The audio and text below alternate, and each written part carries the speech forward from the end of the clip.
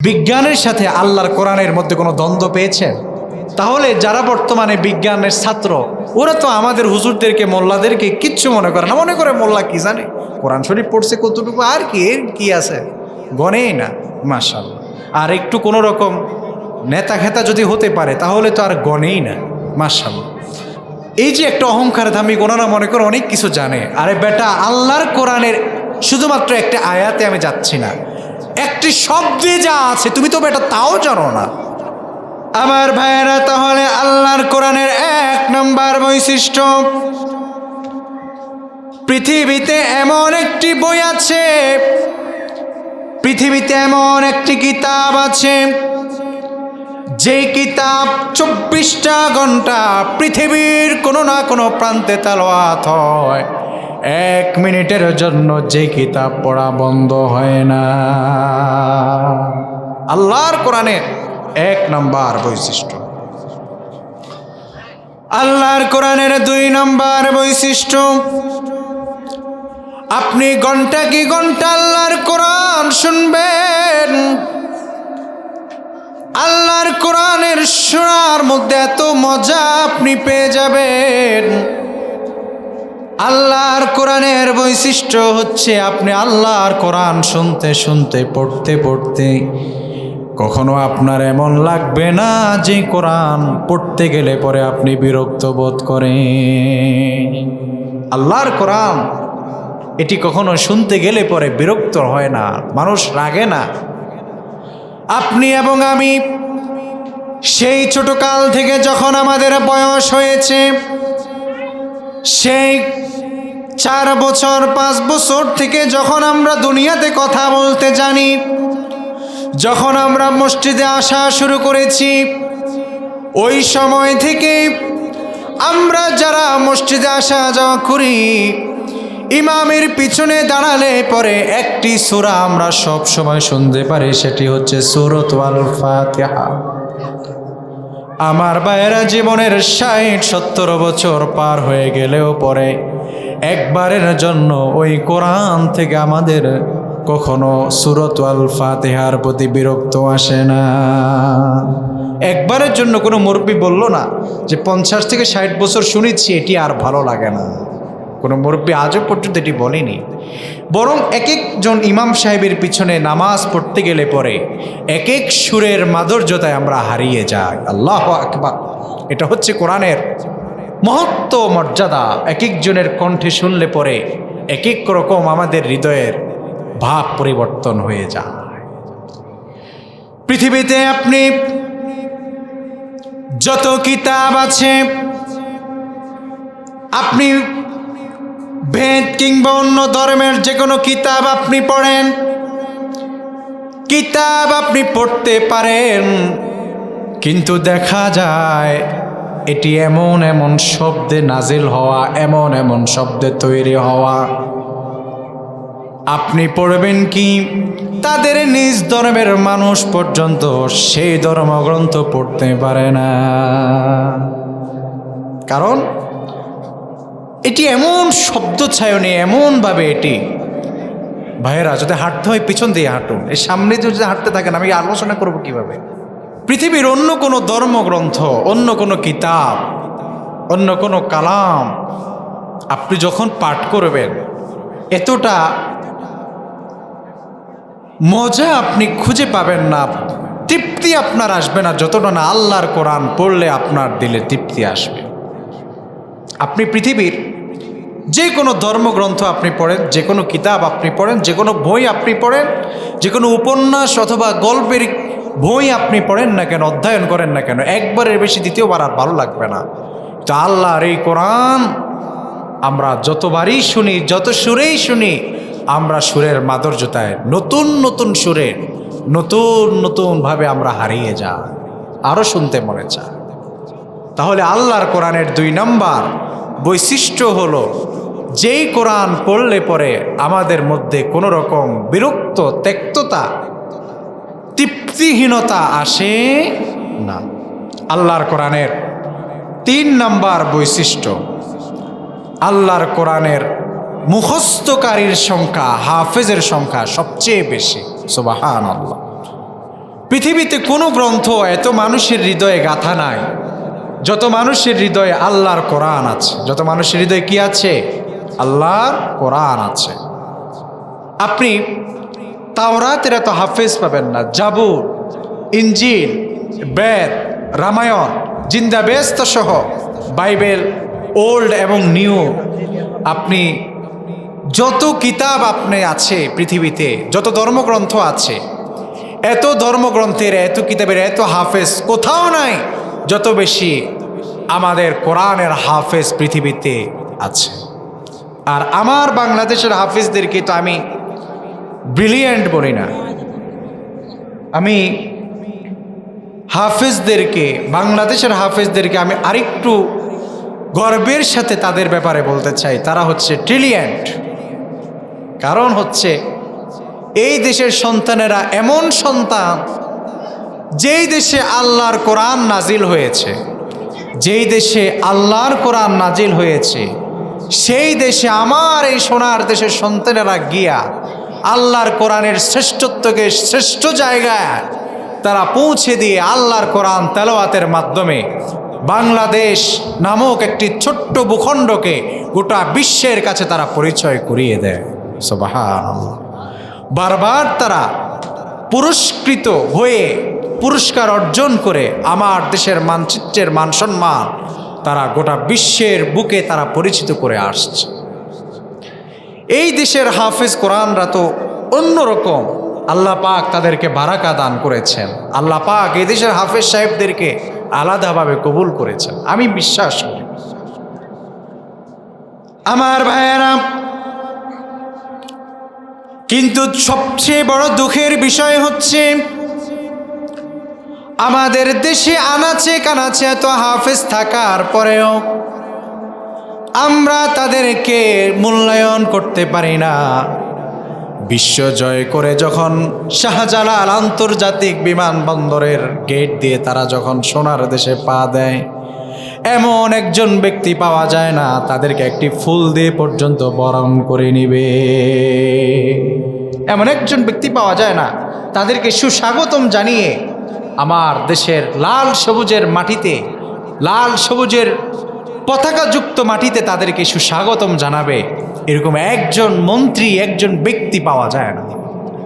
অথচ আমার দেশে সালমান খানের মতো, ক্যান্টিনা কাইফের মতো, এরপরে সোনু নিগমের মতো নর্তকী, অশ্লীল বেহায়াপনা যারা এই সমাজের মধ্যে বাস্তবায়ন করে যাচ্ছে, এমনও কিছু ব্যক্তিদেরকে বাংলাদেশে পুলের তোড়া দিয়ে আনা হয়। আন্তর্জাতিক বিমানবন্দরে বিশেষ নিরাপত্তা দিয়ে যাদেরকে এই দেশে আনা হয়, এমন এমন ব্যক্তিদেরকে যাদের নাম মুখে নেওয়া যায় না, তাদেরকে আমার দেশে সর্বোচ্চ সম্মান দিয়ে আনা হয়। সোনু নিগমের মতো একজন শিল্পীকে, তার মতো একজন অভিনেতাকে আমার দেশের সর্বোচ্চ প্রোটোকল দিয়ে তাকে আমার দেশে সুস্বাগতম জানানো হয়েছে। অথচ সেইকে এমন একজন ব্যক্তি, সে বলেছিল আজানের মাধ্যমে, ফজরের আজানের দ্বারায় নাকি তার ঘুমের ডিস্টার্ব হয়। আজান নিয়ে সে কটূক্তি করেছিল। আপনারা শুনলে আশ্চর্য হবেন, যেই ব্যক্তির মিউজিক ছাড়া ঘুম হয় না, তার মিউজিকের মাধ্যমে তার কোনো ক্ষতি হয় না, কিন্তু আল্লাহর ঘর মসজিদের মিনার থেকে বেশি আসা আজান তার ভালো লাগে না।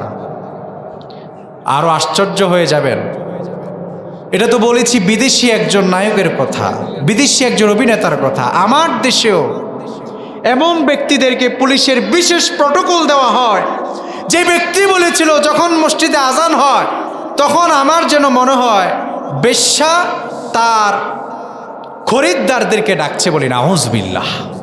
এরকম ব্যক্তিদেরকে এই দেশের সর্বোচ্চ প্রটোকল দিয়ে রাখা হয়। কিন্তু আশ্চর্যজনক বিষয় হচ্ছে আল্লাহর কোরআনের হাফেজরা এই দেশে বিশ্ব জয় করে তারা আসে কোরআন দিয়ে, তাদেরকে কেউ সুস্বাগতম জানায় না, জানানোর প্রয়োজনও মনে করেন। এটা আমাদের জন্য বড় দুর্ভাগ্য, আমরা পারিনি আমার ভাইয়েরা। অথচ এভাবে করে যারা আজান নিয়ে কটূক্তি করে, আমি তো বলি যারা আল্লাহর মসজিদের, আল্লাহর ঘর মসজিদের মিনার থেকে বেশি আসা আজান নিয়ে এভাবে করে কটূক্তি করে, এদেরকে আমাদের দেশের সর্বোচ্চ নিরাপত্তা ব্যবস্থায় নিয়োজিত ব্যক্তিদেরকে নিরাপত্তা দেওয়ার জন্য নিযুক্ত করা তো দূরের কথা, এদেরকে এই দেশের মুসলমানরা তাদের ঘরের জারুদার হিসাবেও নিবে না। ঠিক কিনা আমার ভাইয়েরা? কিন্তু আমাদের এগুলো সবচেয়ে বড় দুর্ভাগ্যের বিষয়, এদেরকে আমাদেরকে সম্মান দিতে হয়। তবে এমন একজন ব্যক্তি যিনি মরহুমা বাংলাদেশের সাবেক তিনবারের প্রধানমন্ত্রী বেগম খালেদা জিয়া, তিনি যখন ক্ষমতায় নেই 2017 সাল 18ই জুন বাংলাদেশের একজন হাফেজ বিশ্ব জয় করে এসেছে, তার নাম হচ্ছে হাফেজ তরিকুল ইসলাম। তিনি তাকে তার নিজস্ব বাসভবনে ডেকে তাকে তিনি সর্বোচ্চ সম্মান, যদিও তিনি তখন প্রেসিডেন্ট ছিলেন না, তিনি তার জায়গা থেকে সম্মানিত করেছে হাফেজকে। বাংলাদেশের ইতিহাসে একজন নেত্রীকে পাওয়া যায়, একজন নেতাকে পাওয়া যায় যিনি একজন বিশ্ব জয় করা হাফেজকে নিজ হাতে সংবর্ধনা দিয়েছেন। এই ছাড়া আমার নজরে এরকম আর কোনো কিছুই পড়েনি। আমার ভাইয়েরা, মূল বিষয়টি হচ্ছে আমরা কদর করতে জানি না। অথচ এক একজন হাফেজে কোরআন, তাদের সিনায় আল্লাহর 30 পারা কোরআন সংরক্ষিত। আল্লাহ পাক রব্বুল আলামিন নিজে এই কোরআনকে আমাদের জন্য সহজ করে দিয়েছেন, যাতে করে আমরা আল্লাহর কোরআনকে মুখস্থ করতে পারি, হৃদয়ে ধারণ করতে পারি। এবং এই কোরআনের ভাষা আমার আল্লাহ পাক এজন্যই সহজ করে দিয়েছেন, যাতে করে এই কোরআন থেকে শুনে শুনে আমরা আমাদের জীবন গঠন করতে পারি। আল্লাহ পাক রব্বুল আলামিন পবিত্র কোরআন আল কারীমের 54 নম্বর সূরা সূরাতুল কমারের একই সূরাতে আমার আল্লাহ পাক এক আয়াত 4 বার নাজিল করেছেন। আবার আল্লাহ পাক একই সূরাতে 4 বার বলেছেন। সূরা কমারের 17, 22, 32, 40 নং আয়াতে আমার আল্লাহ পাক রব্বুল আলামিন বললেন, ওয়ালাকাদ ইয়াসসারনাল কুরআনা লিযযিকরি ফাহাল মিন মুদ্দাকির। আল্লাহ পাক বললেন, আর আমি কোরআনকে সহজ ভাষায় নাজিল করেছি, যাতে করে তোমরা উপদেশ গ্রহণ করতে পারো, যাতে করে তোমরা সহজে এই কোরআনকে আয়ত্ত করতে পারো।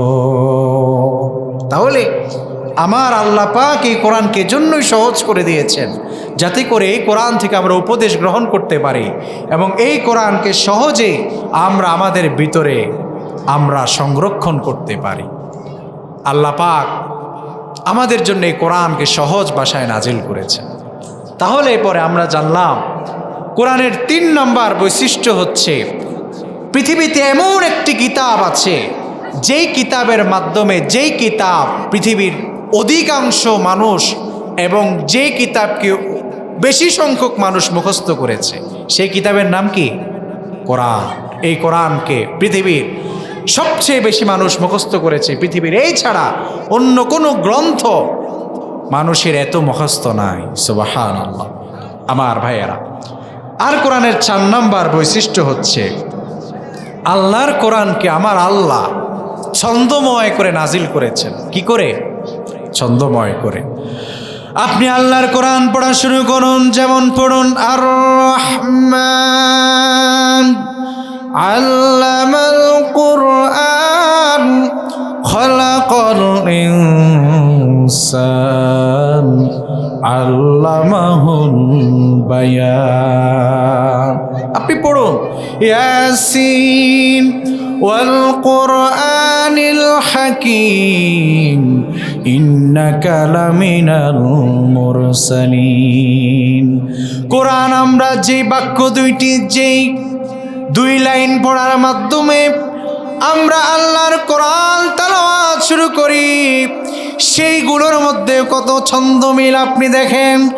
আউযু বিল্লাহি মিনাশ শাইতানির রাজিম বিসমিল্লাহির রহমানির রহিম। কত সুন্দর করে আল্লাহ পাক এই কালামকে ছন্দময় করে আল্লাহ পাক নাজিল করে দিলেন। সুবহানাল্লাহ। এই কোরআনের 4 নম্বর বৈশিষ্ট্য হচ্ছে আল্লাহ পাক আমাদের জন্য এই কোরআনকে ছন্দময় করে দিয়েছে।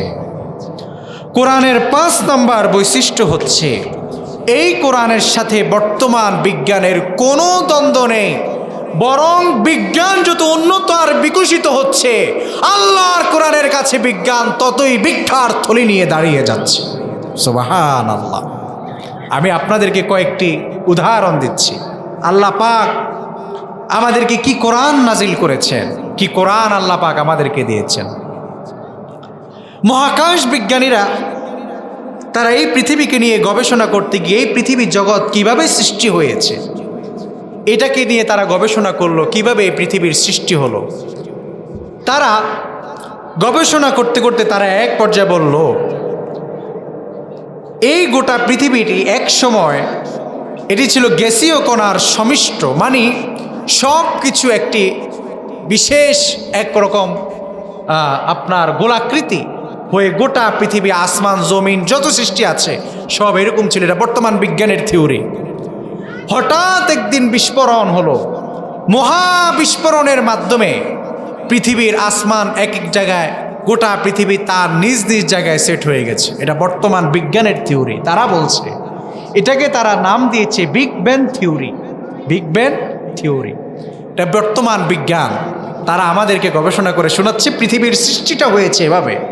তা আপনি আল্লাহর কোরআন দেখেন, এটা বর্তমান বিজ্ঞানের কথা। আর আল্লাহর কোরআন বলেছে 1400 বছর আগে, যখন বিজ্ঞানের কিচ্ছু ছিল না, যখন লাইট ফ্যান বলতে কিচ্ছু ছিল না, তখন সেই যুগের কথা, সেই যুগের কোরআনের আয়াতের দিকে আপনাদেরকে নিয়ে যাচ্ছে। আল্লাহ পাক রব্বুল আলামিন পবিত্র কোরআন আল কারীমের 21 নম্বর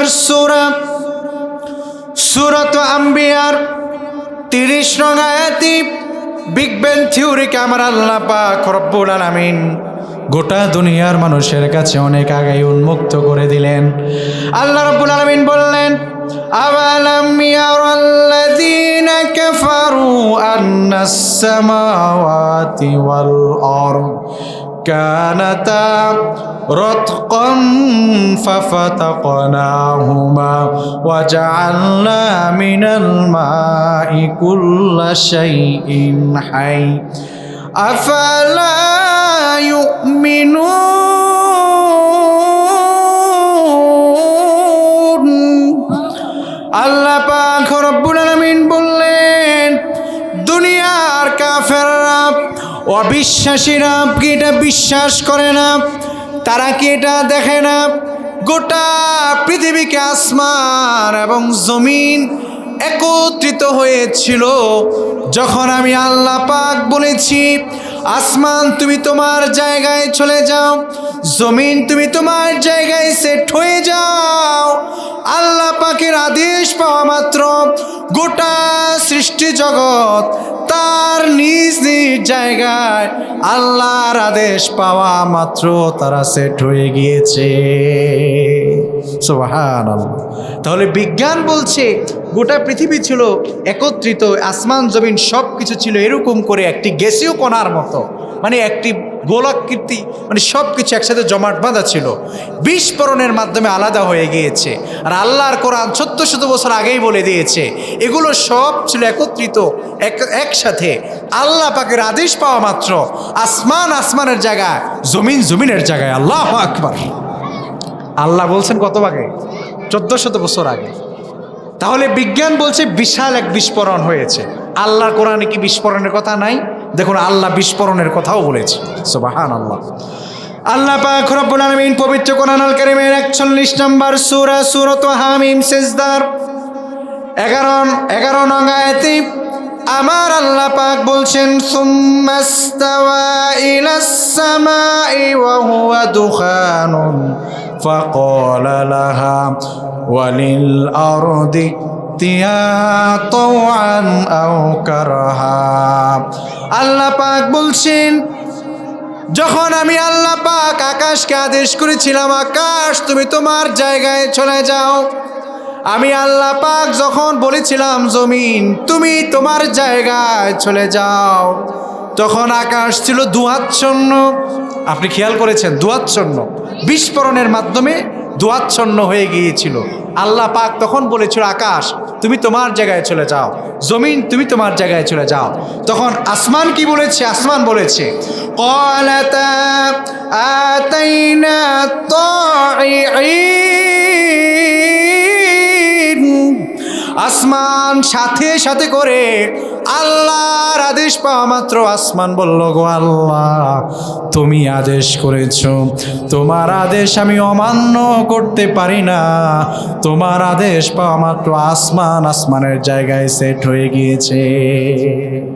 তাহলে যেটা বর্তমান বিজ্ঞান এই তো অল্প কিছুদিন আগে আমাদেরকে বলে গোটা পৃথিবী ছিল একসাথে গ্যাসীয় কণার মতো করে, বিস্ফোরণের মাধ্যমে গোটা পৃথিবীর সৃষ্টি হয়েছে, আসমান জমিনের সৃষ্টি হয়েছে। আর আমার আল্লাহ পাক কোরআন আল কারিমে 1400 বছর আগেই বর্তমান বিজ্ঞানীদের গবেষণা জানিয়ে দিয়েছে। সুবহানাল্লাহ। এজন্য আমি বলি, বিজ্ঞান যত উন্নত আর বিকশিত হচ্ছে, আল্লাহর কোরআন ঠিক ততটাই মানুষের কাছে গ্রহণযোগ্য হয়ে উঠছে। আর বিজ্ঞান বিখ্যাত থলে নিয়ে আল্লাহর কোরআনের সামনে দাঁড়িয়ে যাচ্ছে। সুবহানাল্লাহ। এরপরে 1979 সালে আমেরিকা থেকে একজন বিশেষ ব্যক্তি, তিনি সৌদি আরবের রিয়াদে অনুষ্ঠিত একটি কনফারেন্সে তিনি উপস্থিত হয়েছেন। কনফারেন্সে উপস্থিত হওয়ার পরে সেখানে একজন পাঠক, তিনি আল্লাহর কোরআন থেকে তেলাওয়াত করছেন। হঠাৎ করে তিনি যখন সূরা হামিম সেজদার 11 নং আয়াত তিনি পাঠ করছেন, ওই ব্যক্তি আমেরিকান, তিনি দাঁড়িয়ে গিয়ে বলল, আশ্চর্যজনক কথাবার্তা, স্টফ, তুমি কোথা থেকে জেনেছ পৃথিবীটা একদিন বিস্ফোরিত হয়েছে? বিস্ফোরিত হওয়ার পরে এই পৃথিবীর আসমান জমিন সৃষ্টি হয়েছে, এটা তুমি জানলে কিভাবে? কোথা থেকে পেলে তুমি এই খবর? কারণ এটা তো আমরাই কিছুদিন আগে জানিয়েছি। এটা কেমন কিতাব তুমি বলে দিচ্ছ?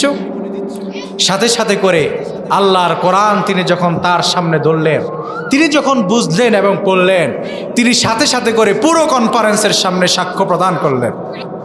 দেখুন, ওই ব্যক্তি সেই কনফারেন্সে দাঁড়িয়ে বলছে, আমরা যেটা কিছুদিন আগে জানলাম, তোমাদের এমন কোন কিতাব যে কিতাব আমাদের এই থিওরি এত বছর আগে, 1000 বছর আগে জানিয়ে দিল গোটা পৃথিবীর মানুষকে? নিঃসন্দেহে এটা কোনো মানুষের বানানো কিতাব হতে পারে না। এটা একজনের লেখা, একজনের কথা, যিনি আসমান জমিন গোটা পৃথিবীকে তিনি সৃষ্টি করেছেন। সুবহানাল্লাহ। কারণ এর সৃষ্টিকর্তা ছাড়া আর কেউ জানার কথা না, আমরাই তো জেনেছি কিছুদিন আগে। তিনি সাথে সাথে করে বিশাল কনফারেন্সে তিনি কালেমা পড়ে মুসলমান হলেন। এরপরে দেখুন, বিজ্ঞানের থিওরিগুলো আমি আপনাদের সামনে তুলে ধরছি। আল্লাহর কোরআন, বিজ্ঞান যা এখন বলছে, আল্লাহর কোরআন তা আগে বলছেন। পৃথিবীতে একদল বিজ্ঞানী এমন এসেছিল, তারা বলেছিল সূর্য ঘুরে, পৃথিবী ঘুরে না। এটার উপরে দীর্ঘ একটি সময় বিজ্ঞানের যারা ছাত্র আছে তারা বিশ্বাস করেছে যে পৃথিবী ঘুরে, সূর্য ঘুরে না। আবার অনেকেই সূর্য ঘুরে, পৃথিবী ঘুরে না। মানে বিজ্ঞানীদের মধ্যে এটা নিয়ে বিশাল একটা দ্বন্দ্ব ছিল। সর্বশেষ বিজ্ঞানীরা গবেষণা করে বলল, পৃথিবীও তার নিজ গতিতে ঘুরে, সূর্য তার নিজ গতিতে ঘুরে, চন্দ্র তার নিজ কক্ষপথে ঘুরে। বিজ্ঞান যেটা বলেছে এত বছর পরে, আর আল্লাহর কোরআন সেটা কখন বলছে দেখুন। আল্লাহ রাব্বুল আলামিন পবিত্র কোরআন আল কারিমে অতীব পরিচিত একটি সূরা, সূরাতু ইয়াসিন। হয়তো আপনারা অনেকে এই আয়াতগুলো পারেন, যারা পারেন আমার সাথে ঠোঁট মিলিয়ে পড়ুন।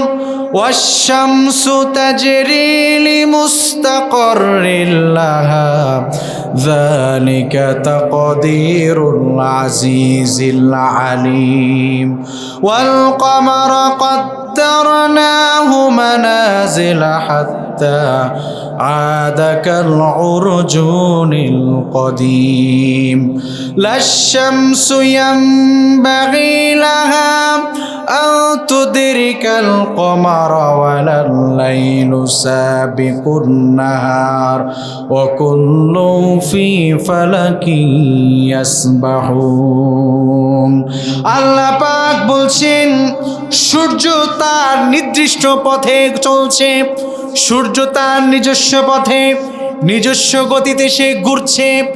আর আল্লাহ পাক বললেন, চন্দ্র, চাঁদ, তার জন্য আল্লাহ পাক একটি পথ নয়, দুইটি পথ নয়, আল্লাহ পাক 28টি পথ চাঁদের জন্য রেখেছেন। সুবহানাল্লাহ। চাঁদ চলে কয়টি পথে? 28টি পথে। আরবি মাস যারা এই সম্পর্কে ধারণা আছে পূর্ণ হয় কয় দিনে? 28 দিনে, 29 দিনে খুব কম পূর্ণ হয়। তো আল্লাহ বলছেন, দেখেন আল্লাহ বলছেন চাঁদের জন্য আমি রেখেছি 28টি পথ। কয়টি পথ? 28টি পথ। যখন চাঁদ সর্বশেষ পথে পৌঁছায় তখন এই ছাদের বর্ণটা কেমন হয় জানো? এই ছাদের বর্ণটা হয়ে যায় খেজুর গাছের ঢালের যেই অংশটুকু, শেষ অংশটুকু যেটা বাঁকা। আপনি যখন আরবি মাস শেষ হয়ে যায়, নতুন মাসে যখন চাঁদ দেখা যায় চিকন করে ওঠে না? আল্লাহ কোরআনে বলছেন সেটা কিছুটা ওই খেজুর গাছের ডালের মতো হয়ে যায়। সুবহান আল্লাহ। তাহলে আর ছাদের জন্য আল্লাহ পাক কয়টি পথ রেখেছেন চলার জন্য? 28টি পথ। আর সূর্যের জন্য আল্লাহ পাক একটি পথ রেখেছেন, সে তার নিজস্ব কক্ষপথে সে পরিচালিত হচ্ছে। আর আল্লাহ পাক বলছেন সূর্য এবং চাঁদকে আমি এমনভাবে পরিচালিত করছি, সূর্য কখনো, সূর্যের দ্বারা এটা সম্ভব নয়, সে রাতকে দিন করে দিবে। আবার কখনো চন্দ্রের দ্বারাও এটা সম্ভব নয়, সে দিনকে রাত করে দিবে। সুবহানাল্লাহ। তাহলে বর্তমান বিজ্ঞান যেটা আমাদেরকে এখন গবেষণা করে বলছেন সূর্য তার নিজ গতিতে চলছে, চন্দ্র তার নিজ গতিতে চলছে, পৃথিবী তার আলাদা গতিতে চলছে, মানে যে যার কক্ষপথে পরিচালিত হচ্ছে, যেটা বিজ্ঞান এখন বলছে সেটা আল্লাহ পাক কোরআন আল কারিমে সূরা ইয়াসিনের 1400 বছর আগে বলে দিচ্ছে। সুবহানাল্লাহ। এরপরে আরেকটা হচ্ছে ফিঙ্গারপ্রিন্ট। আপনারা পরিচয় শনাক্ত করার জন্য ফিঙ্গারপ্রিন্ট ব্যবহৃত হয়। জাতীয় পরিচয়ের ক্ষেত্রে, সিম তোলার ক্ষেত্রে আপনার আঙ্গুলের ছাপের ব্যবহার হয়। এবং পৃথিবীতে আল্লাহ পাক যত মানুষ সৃষ্টি করেছেন কারো আঙ্গুলের সাথে কারো আঙ্গুলের কোনো মিল নাই। এটা বর্তমান বিজ্ঞান গবেষণা করে আমাদেরকে বলছেন। বিজ্ঞান আমাদেরকে গবেষণা করে জানাচ্ছে 1856 সালে ব্রিটিশ একজন বিজ্ঞানী, তিনি 1856 সালে মানব দেহের উপর গবেষণা করতে গিয়ে তিনি দেখলেন মানুষের হাতের আঙ্গুলের এই যে সামনের অংশে, এটা এমন একটি বিষয়, এমন একটি সৃষ্টি যার একজন মানুষের সাথে আরেকজন মানুষের মিলানো কখনো সম্ভব না। সুবহানাল্লাহ। তাহলে বিজ্ঞান বলছে এটা 1856 সালে, আর আল্লাহর কোরআন এটা কবে বলছে দেখুন। আল্লাহ পাক রব্বুল আলামিন পবিত্র কোরআন আল কারিমের 75 নম্বর সূরা, সূরাত কিয়ামার 3 ও 4 নং আয়াতে আবার আল্লাহ পাক রব্বুল আলামিন বলছেন আয়াহসাবুল ইনসানু আল্লান নাজমা ইযামা বালা কাদিরিনা আলা আন নুসাউইয়া বানানা। আল্লাহু আকবার।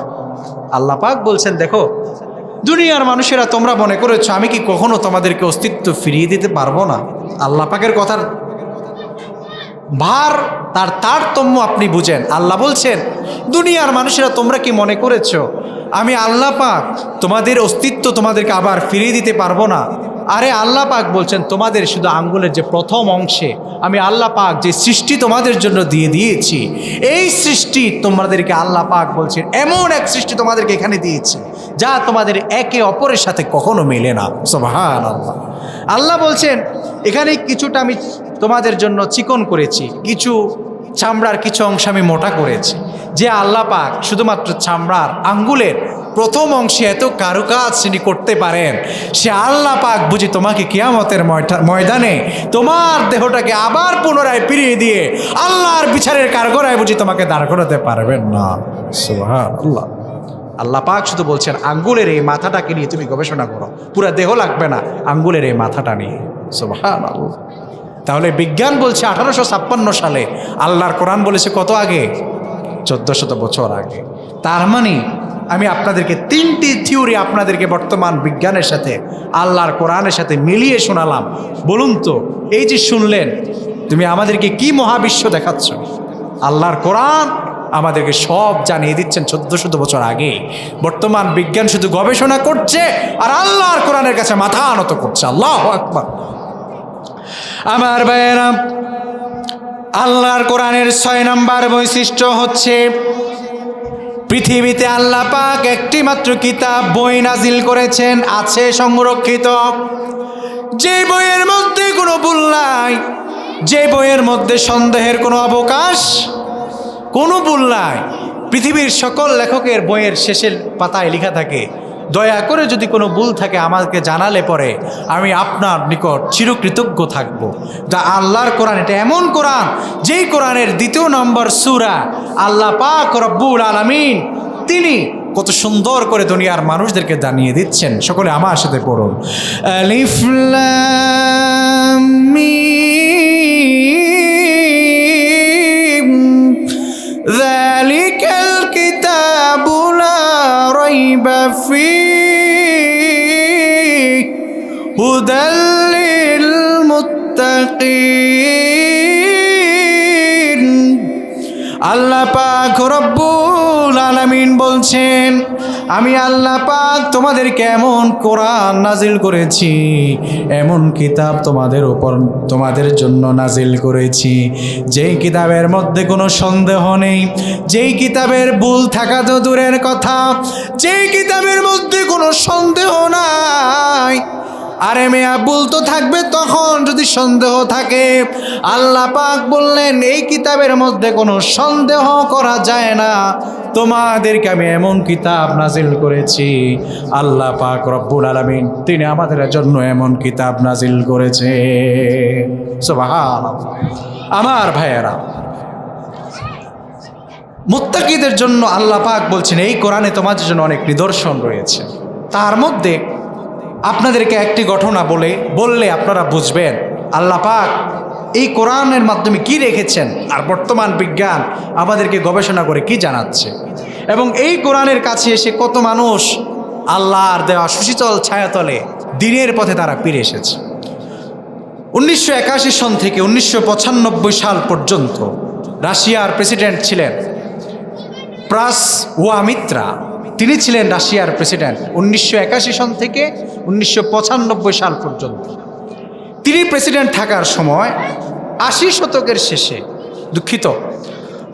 80 দশকের শেষের দিকে তিনারও ক্ষমতা শেষ হয়ে যাবে, ঠিক এই মুহূর্তে তিনি মিশরের প্রেসিডেন্টের কাছে আবদার জানালেন, আপনি যেহেতু কিছুদিন আগে একটি লাশ পেয়েছেন, লাশটিকে আমাদের কাছে দেন, আমরা এই লাশ থেকে কিছুটা গবেষণা করে দেখা যাক কিছু পাওয়া যায় কিনা, মানব দেহের সম্পর্কে আমরা কিছু ধারণা নিতে চাই, এই ব্যক্তি সম্পর্কে।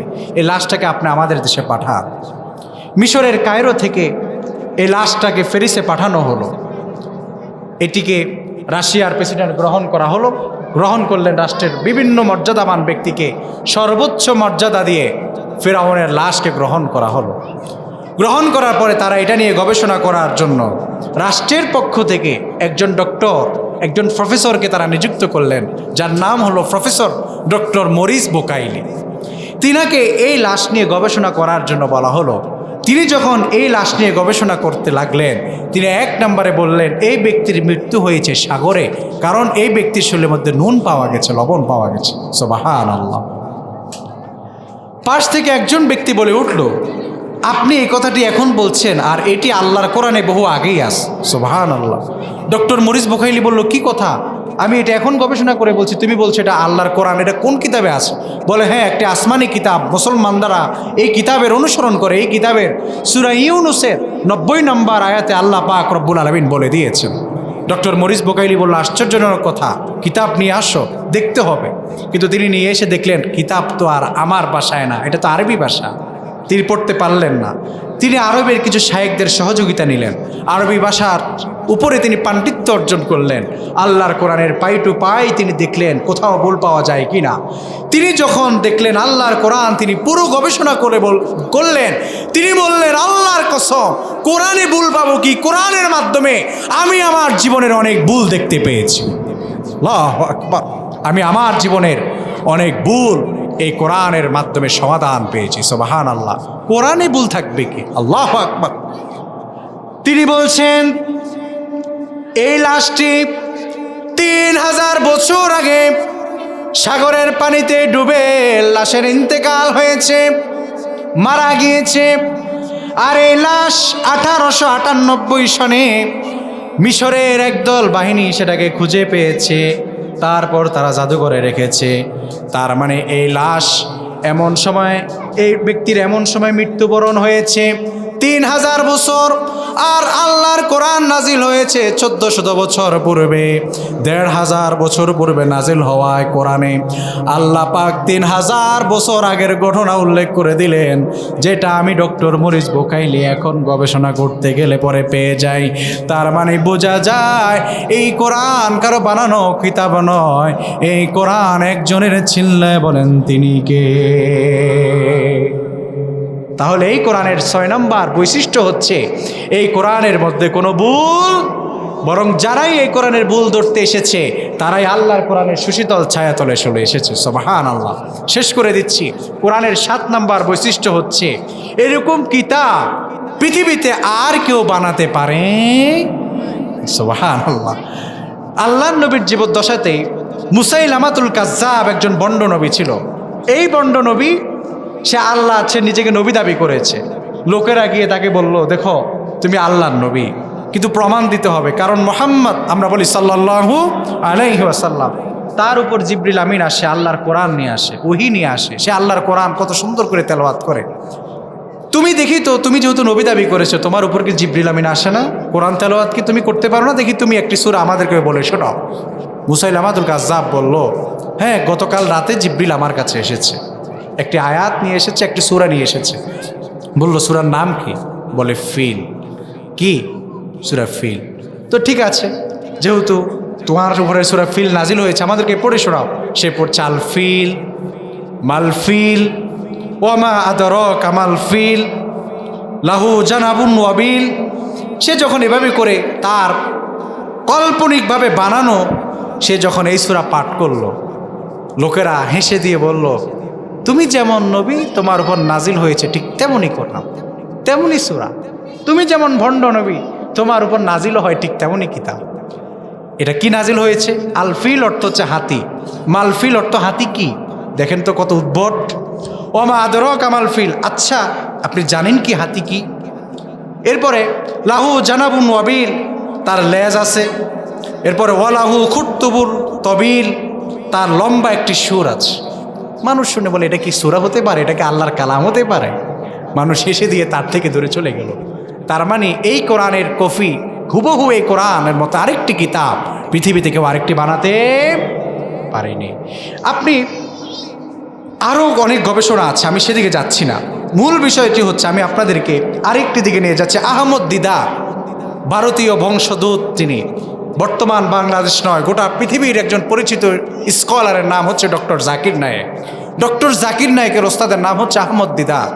তিনি 2টি বই লিখেছেন ইংরেজিতে আল্লাহর কোরআন নিয়ে। সেখানে তিনি একটি ঘটনা উল্লেখ করেছেন যে আমেরিকার একদল বিজ্ঞানী সায়েন্টিস্টরা তারা ক্রে-1 সুপার কম্পিউটার নামক একটি কম্পিউটার তারা নতুন করে আবিষ্কার করেছিল। আবিষ্কার করার পরে তারা প্রথমেই কম্পিউটারকে বলল, কম্পিউটার তুমি দেখি তো আল্লাহর কোরআনের মতো একটি কোরআন তুমি কি আমাদেরকে বানিয়ে দিতে পারবে? কম্পিউটার বলেছে, হ্যাঁ বানিয়ে দিতে পারবো। বলা হলো, তাহলে বানিয়ে দাও। কম্পিউটারের ভিতর থেকে জবাব আসলো, কিন্তু এরকম একটি বই যদি আমরা বানাতে যাই তাহলে পরে আমাদের 63 অক্ট্রিলিয়ন বছর আমাদের লেগে যাবে। কত বছর? 63 অক্ট্রিলিয়ন।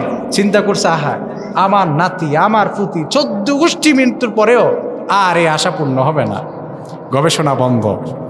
তার মানে আল্লাহর কোরআনের মতো কোরআন বর্তমান বিজ্ঞান এবং আগের 2টাই উদাহরণই আপনাদেরকে দিলাম, তারা পারেনি।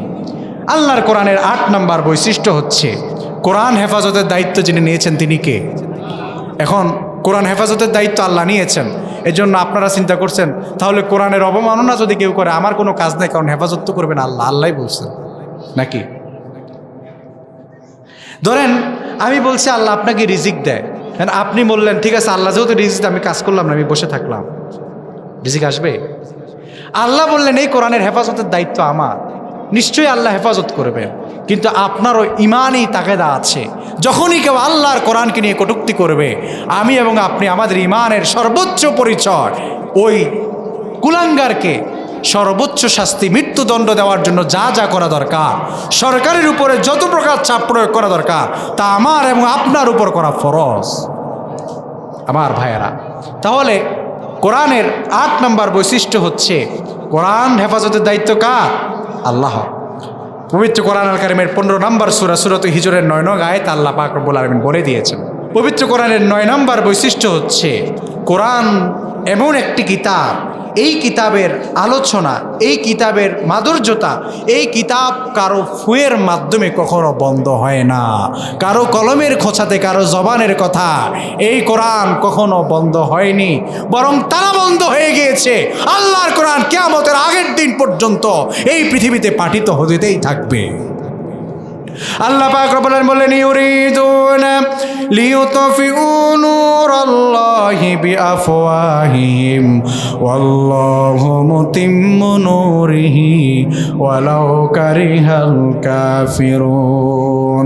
আল্লাহ পাক বলছেন, তারা মনে করেছিল মুখের ফু দিয়ে, মুখের ফুৎকারে আমার কোরআনকে তারা নিভিয়ে দিবে, বন্ধ করে দিবে। তারা এটাকে চেরাগ মনে করেছিল, চেরাগে ফু দিলে যেভাবে চেরাগ বন্ধ হয়ে যায়, তারা মনে করেছিল এটাকে ঠিক এরকম। আল্লাহ বলে, না না, দুনিয়ার কাফেররা চেষ্টা করবে আল্লাহর কোরআনের আলোকে নিভিয়ে দেওয়ার জন্য, কিন্তু আল্লাহ বলছেন অসম্ভব। আমি আল্লাহ পাক জীবনেও কখনো তাদের সেই কার্যক্রমকে আমি আল্লাহ পাক সফল হতে দিব না। সুবহানাল্লাহ। আল্লাহ বললেন আমি আরো জ্বালিয়ে দিই। সুবহানাল্লাহ। তারা চায় বন্ধ করতে, আল্লাহ বলেন আমি আরো জ্বালিয়ে দেই। তারা বলেছিল বাংলাদেশে এত মাহফিল হওয়ার দরকার কি? আল্লাহ বলে আগে হয়তো গ্রামে গ্রামে, এখন হবে পাড়ায় পাড়ায়। যখন আমরা পাড়ায় পাড়ায় মাহফিল করলাম, তাদের যখন সুলকানি বাড়লো, আল্লাহ বললে এবার বাড়িতে বাড়িতে মাহফিল দেবে। ঠিক কি না? যতই বিরোধিতা করেছে এদেশের কিছু এমপি মন্ত্রীরা, আল্লাহ পাক এই কোরআনের প্রচার প্রসার ঠিক ততই বাড়িয়েছে। তারা যখনই মাদ্রাসার বিরোধিতা করা শুরু করেছে, গ্রামে পাড়ায় পাড়ায় মহল্লা এখন মাদ্রাসা প্রতিষ্ঠিত। সুবহানাল্লাহ। তোমরা যতই বিরোধিতা করবা, আল্লাহর কোরআনকে দাবিয়ে দেওয়া যায় না। কোরআনের 10 নম্বর বৈশিষ্ট্য হচ্ছে এই কিতাব তার অনুসারীদেরকে চরমভাবে আকৃষ্ট করে। সুবহানাল্লাহ। এই কোরআন যাদেরকে আকৃষ্ট করে তাদেরকে চরমভাবে আকৃষ্ট করে। এই কোরআন মানুষের জীবনের মোড়কে ঘুরিয়ে দেয়। এই কোরআন মানুষকে এক নতুন দিগন্তের আলো দেখিয়ে দেয়। মানুষ যারা পথহারা, মতহারা, দিকহারা, দিশেহারা যখন মানুষ হয়ে যায়, আল্লাহর কোরআন নিয়ে যদি তার পড়াশোনা শুরু হয়ে যায়, সে যদি তার জীবনের সমস্যাগুলোর সমাধান খুঁজতে থাকে, আল্লাহর কোরআন একে একে করে তার জীবনের সকল সমস্যার সমাধান আল্লাহ পাক দিয়ে দিবেন। সুবহানাল্লাহ। তার মানে এই কোরআনের 10 নম্বর বৈশিষ্ট্য হচ্ছে এই কোরআন, এই কিতাব তার অনুসারীদেরকে চরমভাবে আকৃষ্ট করে নিতে পারে। এটা হচ্ছে এই কোরআনের বৈশিষ্ট্য। কোরআনের 11 নম্বর বৈশিষ্ট্য, আল্লাহর কোরআন এমন একটি কিতাব, এই কিতাবের মধ্যে অমুসলিমদের অধিকার সম্পর্কে বলা আছে। সুবহানাল্লাহ। আপনি পৃথিবীর অন্যান্য ধর্মগ্রন্থগুলো খোলেন, মুসলমানদের সম্পর্কে এমন এমন কিছু কথা বলা রয়েছে, বিধর্মীদের প্রতি এমন নিচের ব্যবহারের কথা বলা হয়েছে। শান্তি শান্তি যারা বলে, তারাও দেখেন মিয়ানমারে আজ মুসলমানদেরকে, আজ থেকে কয়েক বছর আগের কথাই বলছি, আমার মুসলমান ভাইদেরকে অকাতরে তারা গণহত্যা চালিয়েছে। অথচ তাদের কিতাব বলে কি শান্তি শান্তি। কিন্তু আপনি আমাদেরকে বলুন তো, পৃথিবীর ইসলামী রাষ্ট্রের কোন রাষ্ট্রপ্রধান তার রাষ্ট্রের অমুসলিমদের প্রতি আঘাত করেছে? এখন বর্তমান পৃথিবীতে দেখান কোনো মুসলিম শাসক তার রাষ্ট্রের অমুসলিমদেরকে মারছে, আঘাত করছে, দেখান। তো পৃথিবীর আপনি ভিন্ন চিত্র দেখেন, মুসলমানরা জায়গায় জায়গায় ইহুদিদের হাতে, নাসারাদের হাতে, কাফেরদের হাতে লাঞ্ছিত, অপমানিত, অপদস্থ, গণহত্যায় শিকার হচ্ছে। আজ তারা বাড়িহারা। এটাই হচ্ছে আল্লাহর কোরআনের বৈশিষ্ট্য। কাউকে আঘাত করতে শেখায় না। তোমরা মিয়া সংখ্যালঘু নির্যাতনের বয়ান দাও, তোমরা মিয়া হিন্দুদের মন্দিরের নিরাপত্তা দিতে পারো না, সমাধান খোঁজো। আল্লাহর কোরআন দেখো, আল্লাহর কোরআন আমাদেরকে এমন শিক্ষা দেয়, প্রয়োজনে আমরা আমাদের বিধর্মী ভাইদের মন্দিরকে পাহারা দিব, তবে আঘাত করে ইসলাম শিখায় না। ঠিক কিনা? আমার ইসলাম আমাদেরকে তাই শিক্ষা দেয়। আমরা কেন আঘাত করতে যাব, কেন ভাঙতে যাব? তাদের ধর্মীয় উপাসনালয়, তারা ধর্ম পালন করছে। এটা আল্লাহর কোরআনের শিক্ষা। আল্লাহর কোরআনের 12 নম্বর বৈশিষ্ট্য, এর কাছে যারাই আসে, যারাই এই কোরআনের সাথে যাদেরই সম্পর্ক বৃদ্ধি হয়, যাদের এই কোরআনের সাথে সম্পর্ক হয়, আল্লাহ পাক তাদের মান মর্যাদাকে বৃদ্ধি করে দেন। সুবহানাল্লাহ। আপনি একটু চিন্তা করুন তো, আল্লাহর নবীর কল্যাণ নেওয়ার জন্য, আল্লাহর নবীর মাথাকে শরীর থেকে আলাদা করার জন্য, গর্দানে চুরি চালাবার জন্য যেই ব্যক্তি আল্লাহর নবীর দরবারে এসে উপস্থিত হয়েছে, তার নাম কি? সাইয়েদেনা হযরত ওমর ফারুক রাদিয়াল্লাহু তাআলা আনহু। যে কত কত কত নিচের কাজ আপনি দেখুন তো, তিনি আল্লাহ নবীর কল্লা কাটার জন্য এসেছেন। এসে তিনি আল্লাহর কোরআনের সুশীতল ছায়াতলে এসে তিনি শুধু ভালোই হননি, এমন ভালো হয়েছেন তিনি দুনিয়াতে থেকে জান্নাতের সার্টিফিকেট পেয়ে গেছেন। সুবহানাল্লাহ। এই জন্য এই কোরআনের কাছে আপনি যতই আসবেন, এই কোরআনের নিকট আপনি যতই আসবেন, ততই আপনার মান মর্যাদা যিনি বৃদ্ধি করে দিবেন তিনি কে? আল্লাহ। এই কোরআনের 13 নম্বর বৈশিষ্ট্য, কিয়ামতের দিন এই কোরআন আমাদেরকে শাফাত করবে। কি করবে? শাফাত করবে। আল্লাহর হাবিব সাল্লাল্লাহু আলাইহি ওয়াসাল্লাম বললেন, আল কুরআনু হুজ্জাতুল লাকা আও আলাইক। কিয়ামতের ময়দানে কোরআন কারোর জন্য সুপারিশ করে করে কাউকে জান্নাতে নিয়ে যাবে, আবার এই কোরআন কোনো কোনো ব্যক্তির বিরুদ্ধে নালিশ করে করে জাহান্নামে পাঠিয়ে দেবে। তাহলে এই কোরআন কিয়ামতের দিন আমাদেরকে কি করবে? সুপারিশ করবে। কোরআনের 14 নম্বর বৈশিষ্ট্য, এই কোরআনের চাহিদা ও এই কোরআনের প্রয়োজনীয়তা কখনো অকার্যকর হয় না, কখনো অকার্যকর হয় না। এই কোরআনের চাহিদা, এই কোরআনের কার্যকারিতা আপনি দেখুন। পৃথিবীতে বাইবেল এটা কয়েকবার সংস্কার হয়ে গেছে ইতিমধ্যে, খ্রিস্টান ধর্মের কিতাব। আপনি হিন্দুদের ধর্মীয় গ্রন্থগুলো দেখেন, এভাবে করে প্রত্যেক ধর্ম, নাস্তিকরা তো এমনি বলে, নাস্তিকরা তো বলে পৃথিবীর সকল ধর্মগ্রন্থগুলা সংস্কার হয়েছে, যোগ আপডেট হয়েছে, তো তাদের কিতাব আগেরটা দেখে এখন আর চলে না। তারা নতুন করে ধর্মপণ্ডিতরা করে, ধর্মগুরুরা বসে এটাকে আবার নিউ করেছে, আপডেট করেছে। কিন্তু একটা মাত্র ধর্ম, এটা এতই ওল্ড, এটা জীবনে পরিবর্তন হয় না কেন? নাস্তিকরা যে মাথা মোটা বুঝে না। কারণ এই কোরআন এমন কোরআন, পৃথিবী যতই আধুনিক হচ্ছে, আমি আগেই আপনাদেরকে বিজ্ঞানের সাথে কিছু মিলিয়ে দিলাম, কারণ পৃথিবী যতই আধুনিক হচ্ছে তত কোরআনের কাছে মাথা নত করছে, কোরআন কারো কাছে মাথা নত করছে না। আল্লাহ। তাহলে পৃথিবীর সকল ধর্মগ্রন্থের পরিবর্তন হয়েছে, এই কোরআনে কোনো পরিবর্তন হয়নি। কারণ এই কোরআন যা বলেছে, এখনও বাংলাদেশের যত সমস্যা বলেন, আন্তর্জাতিক যত সমস্যা বলেন, এই সমস্যাগুলো সমাধান যদি আপনি করতে চান, আল্লাহর কোরআন খোলেন, সকল সমস্যার সমাধান আপনি পেয়ে যাবেন। তাহলে এই কোরআনের 15 নম্বর বৈশিষ্ট্য, সকল সমস্যার সমাধান দিতে পারে। জোরে বলেন, সকল সমস্যার সমাধান দিতে পারে। সমাধান সমাধান চাও যদি জীবনে মরণে, ফিরে যাও খুঁজে নাও চোখ রাখো কোরআনে। সমাধান সমাধান চাও যদি জীবনে মরণে, ফিরে যাও খুঁজে নাও চোখ রাখো কোরআনে। যাই হোক, আলোচনা এতটুকু পর্যন্তই রাখলাম। আরও লম্বা বিস্তারিত পয়েন্টগুলো আরও বিস্তারিত আলোচনা করার ছিল, কিন্তু যেহেতু আমার মেহমান, পরবর্তী মেহমান চলে এসেছে, হুজুরকে বসিয়ে রেখে অনেক কষ্ট দিলাম, হুজুরের কাছে ক্ষমা প্রার্থী। আপনাদেরকে যে 15টি আল কোরআনের যে 15টি বৈশিষ্ট্য আপনাদের সামনে বর্ণনা করেছি, বলার চেষ্টা করেছি, আল্লাহ পাক আমার মুখ থেকে যদি ভুলে কোনো কথা, ভুল কথা বের হয়ে যায়, এগুলো আমার আপনার জিয়ান থেকে আল্লাহ মোচন করে দেখ। আর যে সঠিক কথাগুলো বের হয়েছে, এগুলো আল্লাহ তাআলা আমাকে এবং আপনাকে প্রত্যেককে মনে রেখে, জিয়ানে রেখে আমল করার তৌফিক দান করুন। আমিন। ওয়া আখিরু দাওয়ানা আলহামদুলিল্লাহি রাব্বিল আলামিন। আসসালামু আলাইকুম ওয়া রাহমাতুল্লাহি ওয়া বারাকাতুহু।